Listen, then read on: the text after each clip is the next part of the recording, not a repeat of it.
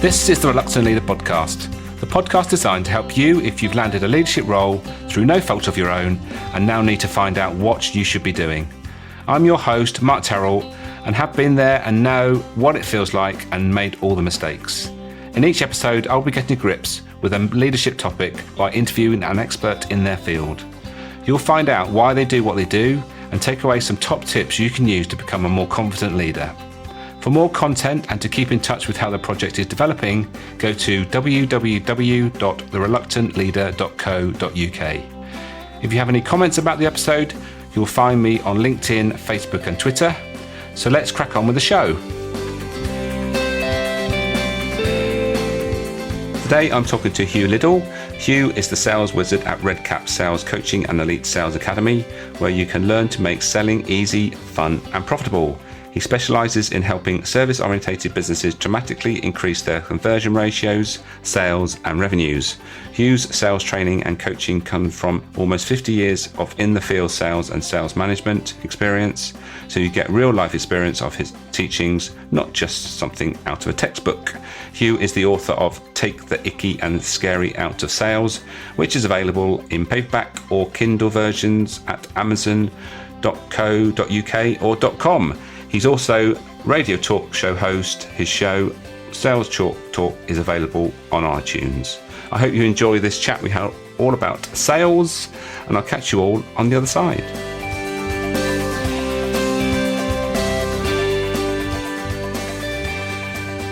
Hugh, welcome to the Reluctant Leader Podcast. Well, thank you, Mark. It's great to be here.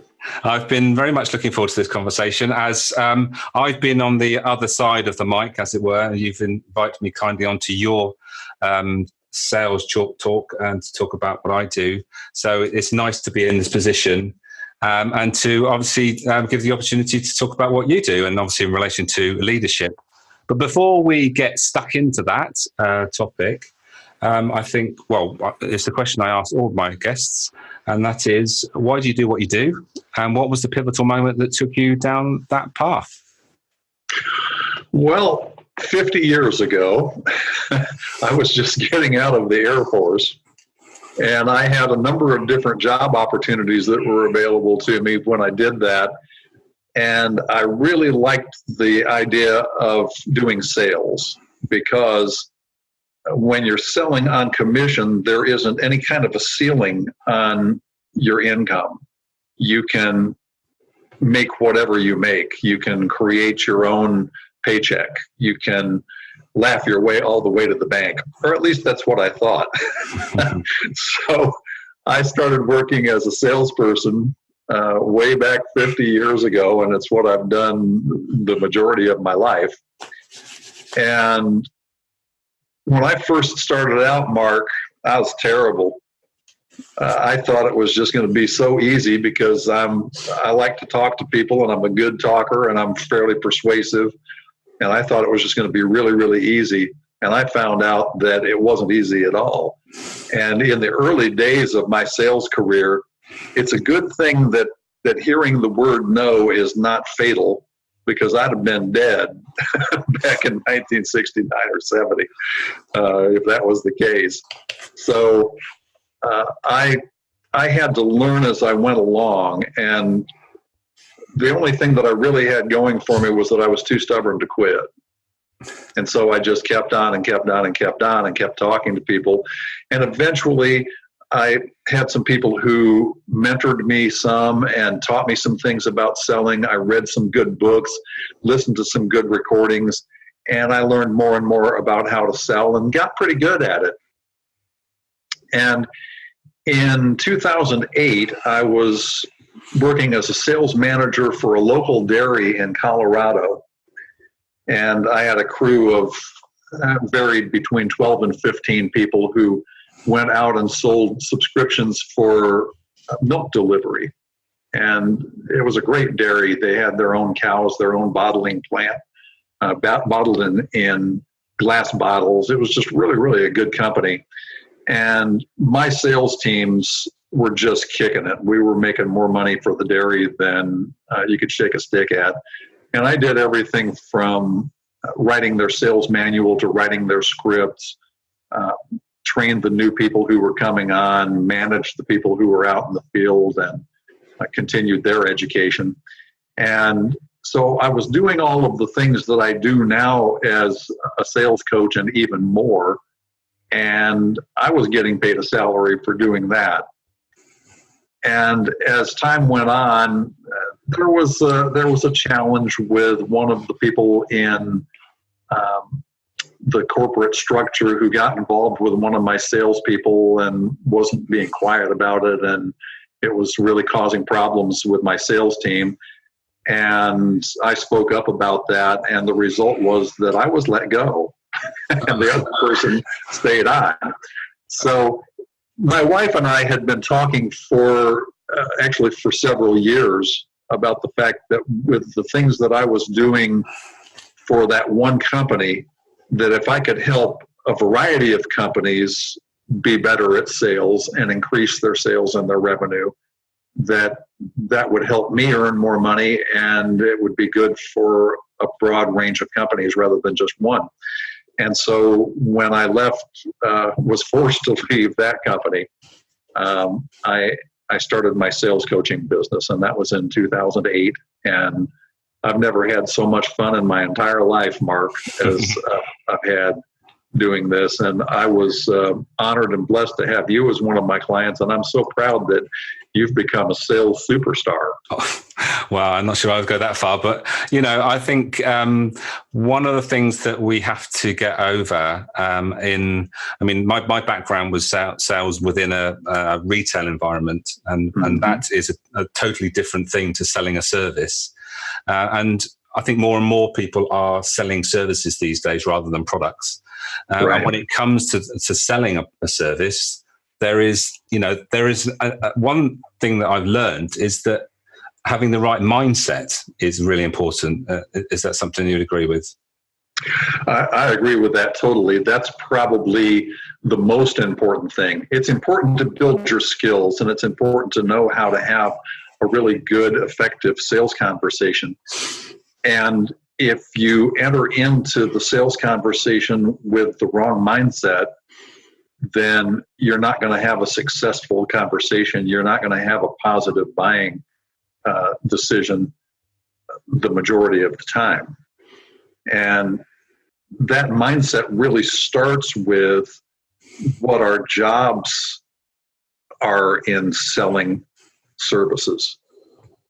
And our job in selling services is not to get other people to do what we want them to do, or what we think they should do, or what we even know they should do. It's about helping people do what they want to do. And it's not about pushing them or twisting their arm or trying to use shame or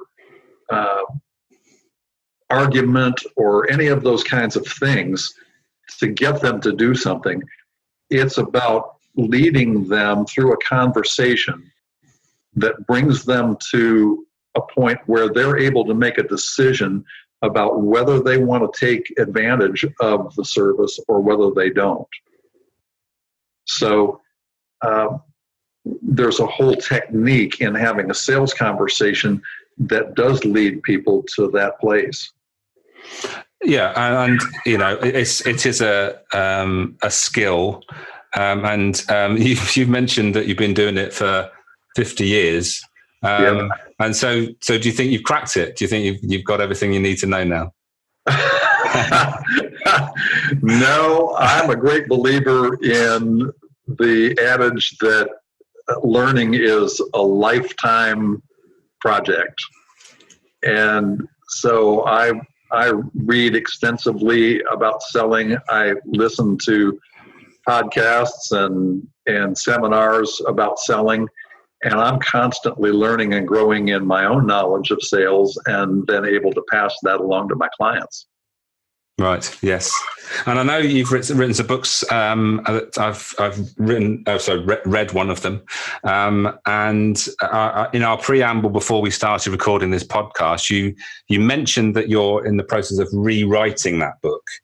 Yes. And obviously that's adding some new learnings, I suppose. And what would be those key things that have changed since you originally wrote that book? I'm constantly revising sales scripts and finding more effective ways to say some of the things that need to be said, the value statements that are made, the questions that are asked, the objections that are answered. And so the third edition, like the second one, is going to be an upgrade and an update of what I originally wrote in some of those contexts, and just some updated examples, some updated scripting actually in the book. And so it's not going to be brand new in terms of the overall feel of it. There's just going to be different detail in it. Mm-hmm. It's interesting. Not so long ago, I went into a car sales room to look at, as you do, just have a look at some new cars and things because you think I'd like a new car at some point. And I got talking to the sales guy, and I did notice that it wasn't anywhere near the same environment as it used to be. And I said, well, it feels different. What's different? He said, well, we don't really sell these days because what we do is we assume that most people have done their research already online. And is that something you're coming across more and more? It is true that you don't have to do a product presentation. Now you're still selling. Mm-hmm. The phrase, "Oh, we don't have to sell this," is silly. Mm. Of course, it has to be sold, and a part of that is if I go in, even if I know what car I want and I know how much I want to pay for it, and everything's going just fine. If I don't like the salesperson, I may not buy. If the salesperson isn't good at building rapport, and if I don't really feel a connection with that person, I might go find somebody else to buy the same car from. So there is selling that needs to take place in that process. But it is true that with the internet, buyers are much more sophisticated, and usually they've done their research. They know pretty much what they want to do, and it's just a matter of who they're going to buy that from. And so you don't have to do a product presentation. If you're selling a service, you don't have to have 1,000 flip charts, or you don't have to go in with an iPad and have a presentation all planned out on it about what your product or your service is all about. You don't have to do that anymore. What you need to do when you have a sales conversation, and this is part of the process of leading someone in a sales conversation, you need to ask a ton of open-ended questions so that you can find out whether somebody is really a candidate for your service, whether they really need what you're selling and want what you're selling.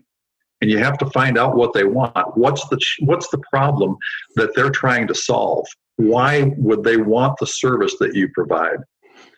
If you're a coach, and Mark, I know that you do a lot of coaching and work with a lot of folks who are coaches. People don't want coaching, but they want the result that comes from coaching.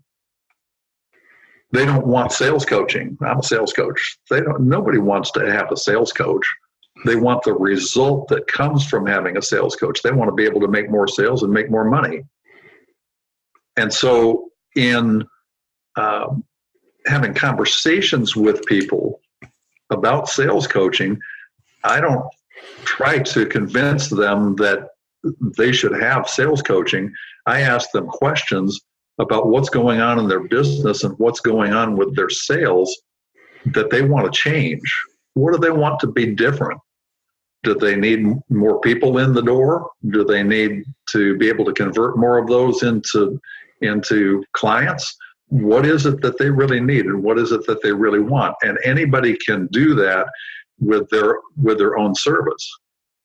So asking questions and finding out, first of all, what they want and why they want it. Yeah. And secondly, then to find out whether they actually qualify to be your client. Because not everybody that you talk to is going to qualify to be your client. They may not have enough money. They may not be willing to invest the time. they may not be willing to be coached. And if you find that out during a sales conversation, you're probably not going to take them on as client. And you get a certain amount of intuition, don't you? Whether you're a fit, whether you're actually the conversation is going well enough that you can actually work together. Because it's very important to be working with people that you get on with, because otherwise it's almost like pushing water uphill, isn't it? Yeah. Let me give you an illustration of leading through asking questions instead of telling people about your service or your product and what it can do and how it works and all of those different kinds of things. Yep. Several years ago, I was talking with a woman about doing some sales coaching.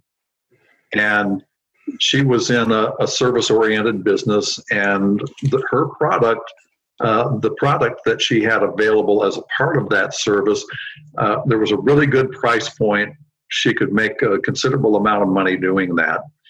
And I asked her what she wanted her business to look like a year down the road. And she said, I want to be earning $250,000 a year in my business.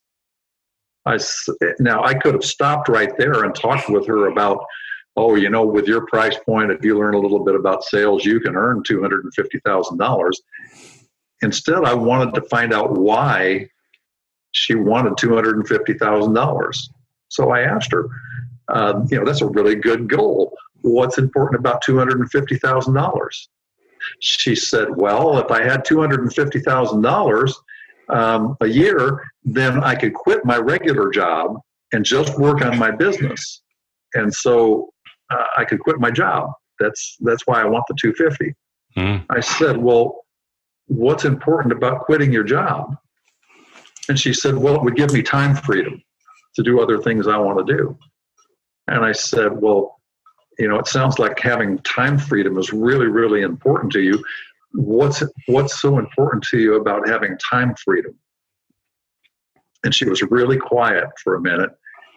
And then she just burst into tears. And she said, I have a little granddaughter, and both of her parents work. My daughter and her husband both work. And I only get to take care of her. I only get to babysit her one day a week because I have to work the rest of the time.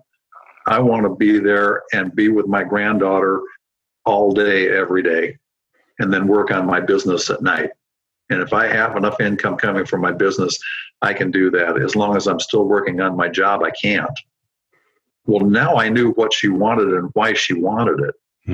So from that point on, I could just lead her through the sales conversation by talking about how wonderful it was going to be when she was able to spend time with her granddaughter. And her daughter was pregnant again and was going to have a grandson.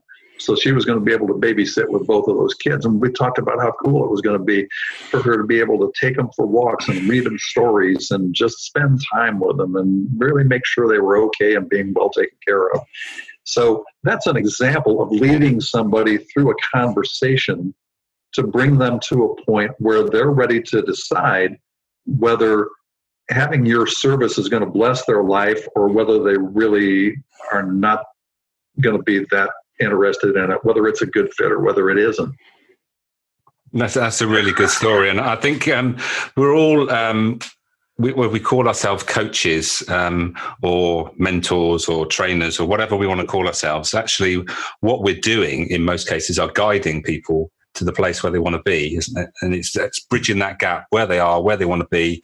And hopefully we are the person that is going to guide them to the place where they want to be. And like you just described, have the lifestyle that they've always dreamt of in some way that they haven't been able to attain before. What people want in a sales conversation is way more important than what they need. Now, you mentioned going out to look at a new car.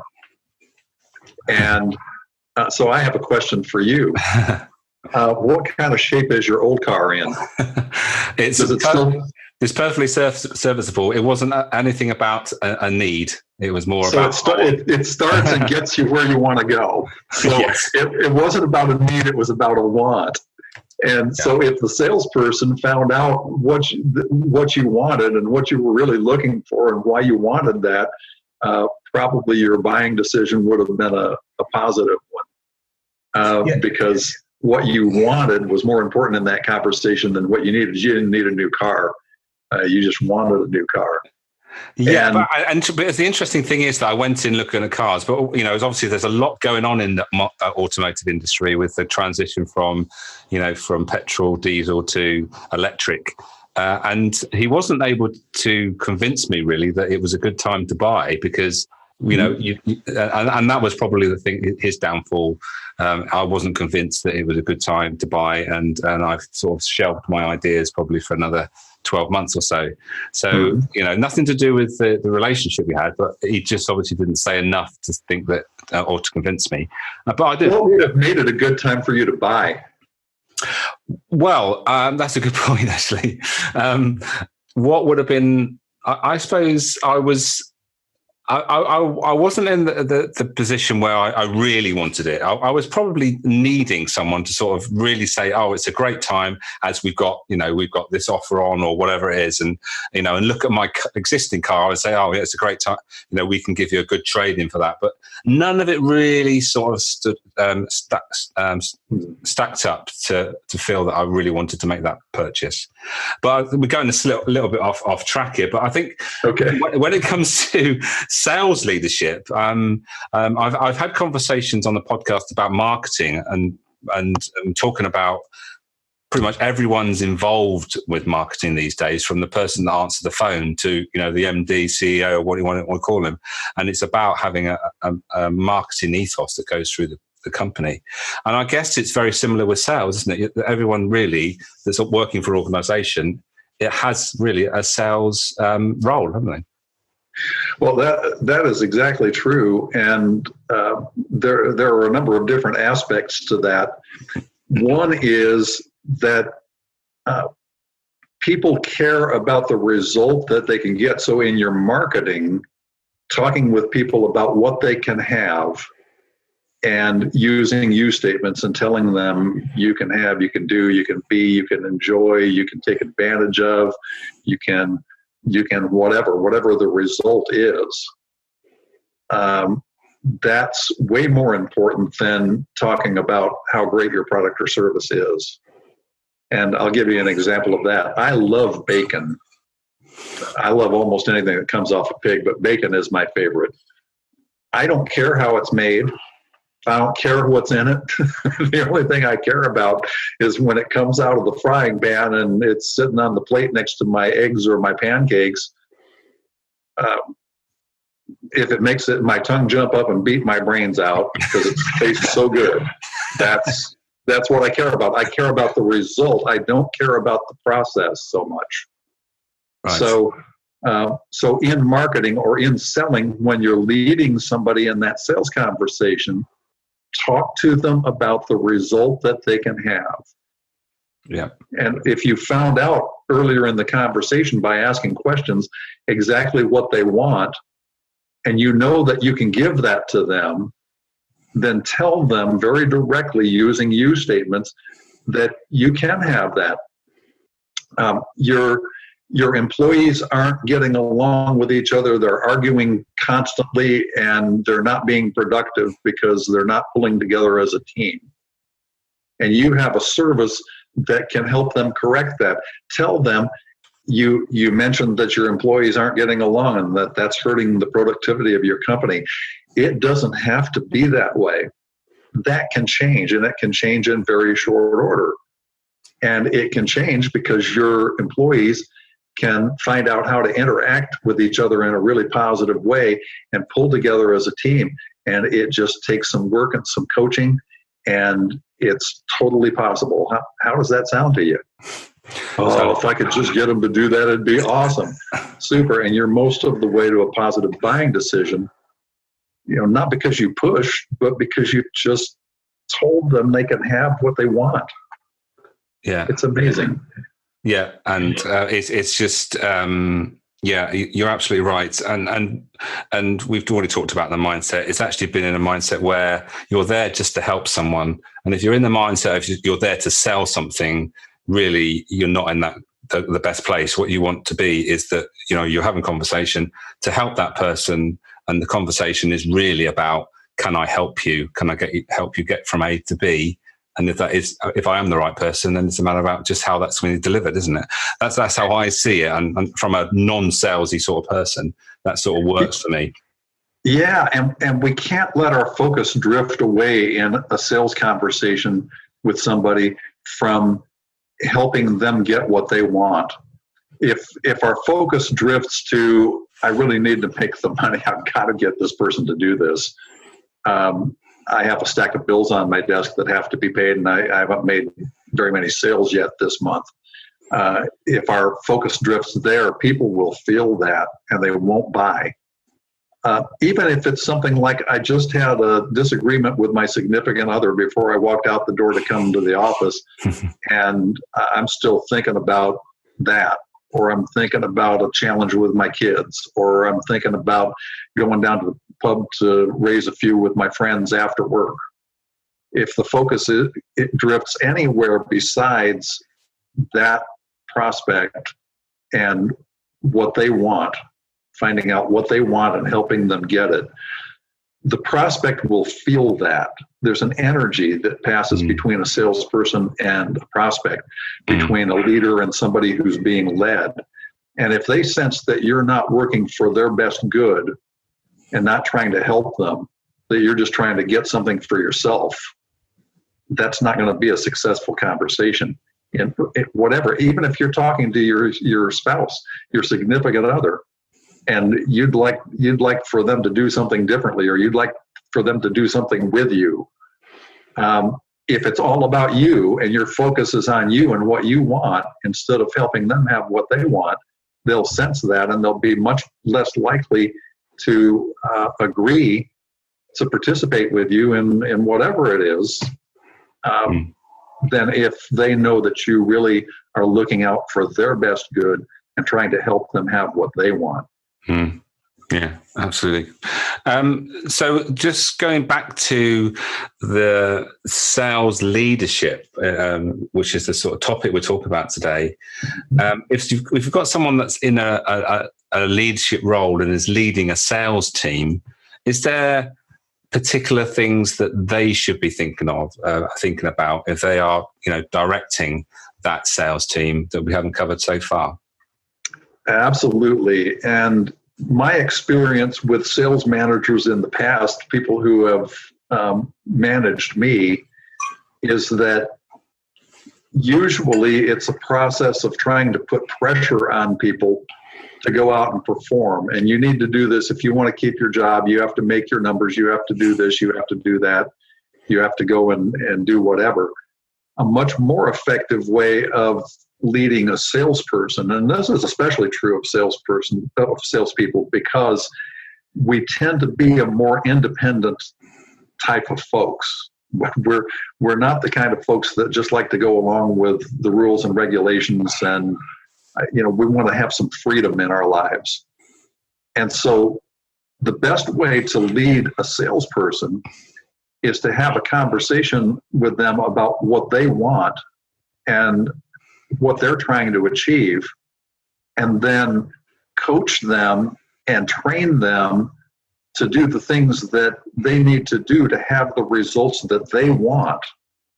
It's more important for you to be talking to your salespeople about what the money that they can bring in for themselves if they do certain things than the money that they can bring in for the company. Right, and if you send somebody into a sales conversation, and I've seen this happen, it hasn't happened to me, and I haven't done it to anybody in managing salespeople, but I've seen it done. Someone's ready to go out on a sales call, and the sales manager says to them, "Look, you haven't been doing very well this month, and if you don't get a couple of sales this week, I'm going to have to let you go." Where is that salesperson's focus when they go into the sales conversation? It's on, I've got to get this person to do this because I've got to get the commission, and I've got to get the sale, because the sales manager is going to fire me if I don't get some sales. And the prospect on the other side of the table is thinking, this person's, I can smell commission breath 5 miles away. This person's just trying to get money out of me. They don't care anything about me. And so sending out a salesperson and leading them in a positive frame of reference and helping them get their mindset right before they go into the sales conversation is going to be much more effective than browbeating them or threatening them or just trying to get them to do what you want them to do the way that you want them to do it. Talk with them about what their ideas are and guide them and coach them and lead them. And that's my best advice about that, Mark. That's I think that's brilliant advice, because the temptation is, like you mentioned, is to put something that is hanging over their head, which, as you say, is counterproductive. And I like that. What was it you said? Commission breath. Yeah. I mean, you're absolutely right. If someone is desperate to sell to you, then you could pick it up a mile away. Like you say, it's weird, isn't it? It's that's something that you can detect. They're just trying to sell something for maybe the wrong reasons. So, yes, really interesting. Sadly, our time is running out, and it's been really interesting, as I expected it would be. But before we end each of the podcasts, what I like to do is ask my guests to leave us with some golden nuggets, some 3 top tips that you would give to somebody in a leadership position, that maybe just summing up what we've already talked about, but there might be something else you want to mention. What would those top tips be that our listeners can take away from listening today? Before you go into a conversation with someone, know what you're going to say. If you're going to effectively lead a conversation, you have to know beforehand what you're going to say. And there are a lot of people who resist scripting because they think that it's going to sound canned. You can take a script and you can work on it and practice it, memorize it, rehearse it until it's just second nature to you and it's not canned at all. You do that when you're going to have a conversation about something really important with a family member or a friend. You don't just go in and start talking off the top of your head. You think about what you're going to say and how you're going to say it, because the result is important to you. And it's not any different in leading someone in a sales conversation. So that's first. The second is about mindset. And that is, before you have a sales conversation with somebody, or really a conversation with anybody, really stop and get your mind in the framework of helping people do what they want to do. Before you go into the sales conversation, just take a second and think, I'm going to go in and just have a marvelous conversation with this person. I'm going to find out what they want and why they want it. If I can help them with that, I'm going to help them with it. I'll offer to help them with it. If they think it's a good idea, then I'll have a new client. And if I don't, that's okay. There will be another new client that will come along shortly, and not be attached to the outcome. And so that would be tip number 2. Tip number 3 would be to make it a habit to ask your questions, all of your questions, open-ended. No matter who you're talking with, ask questions that start with who, what, where, why, when, or how, rather than asking questions that can be answered yes or no.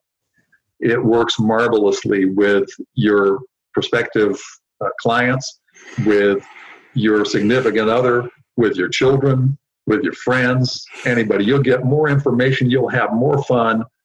You'll have better conversations if you ask all your questions open-ended.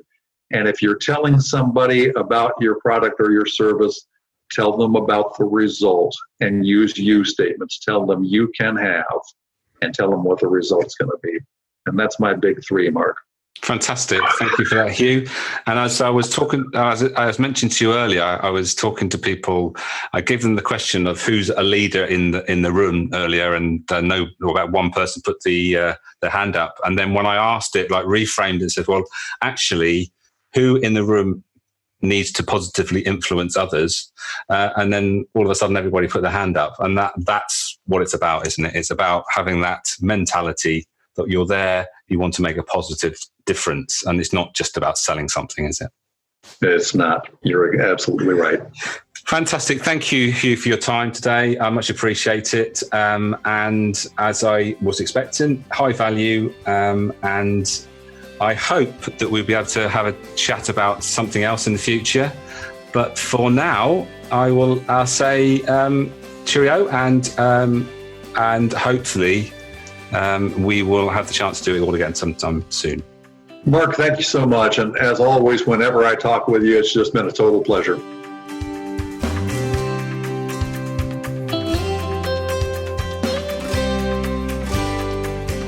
Thank you for listening to this episode. If you enjoyed it, please take a moment to leave a review.